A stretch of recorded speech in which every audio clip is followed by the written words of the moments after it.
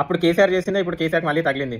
2019 elections అప్పుడు చంద్రబాబు నాయుడు తెలంగాణలో పోటీ చేస్తే కేసీఆర్ ఏమన్నాడు, ఆంధ్ర పక్క రాష్ట్రం పార్టీ నుంచి వచ్చి ఇక్కడే లేదేంటి అని అన్నాడు. తర్వాత చంద్రబాబు నాయుడు ఏం చేశాడు, ఆంధ్ర పాలిటిక్స్ పక్కన పెట్టి నేషనల్ పాలిటిక్స్కి వెళ్ళి అక్కడ ప్రైమ్ మినిస్టర్ అవ్వాలి అన్నట్టుగా ట్రై అన్నట్టుగా ఆ మహాగఠబంధన్ ఏదో పెద్ద కూటమి చేసేశారు. సో నేషనల్ పాలిటిక్స్కి వెళ్ళి అక్కడ ప్రైమ్ మినిస్టర్ అవ్వాలి అన్న కొంచెం బయటికి చెప్పకపోయినా ఆ ప్రయత్నాల్లోనే ఉన్నట్టుగా అట్లా ట్రై చేశాడు. ఫైనల్గా ఏమైంది, 2019 ఎలక్షన్స్ అప్పుడు టీడీపీ స్టేట్లో ఓడిపోయింది. సో చంద్రబాబు నాయుడు ఆ మెయిన్ థింగ్ అక్కడ నేషనల్ పాలిటిక్స్ వదిలేసి మళ్ళీ బ్యాక్ టు స్టేట్ వచ్చాడు.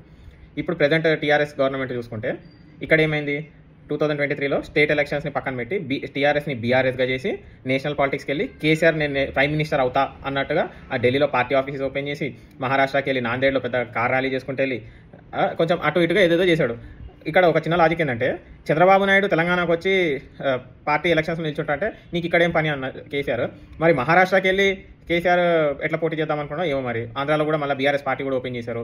ఇక ఫైనల్గా ఎండ్ రిజల్ట్ ఏమైంది, 2023లో స్టేట్లో ఫస్ట్ బీఆర్ఎస్ ఓడిపోయింది.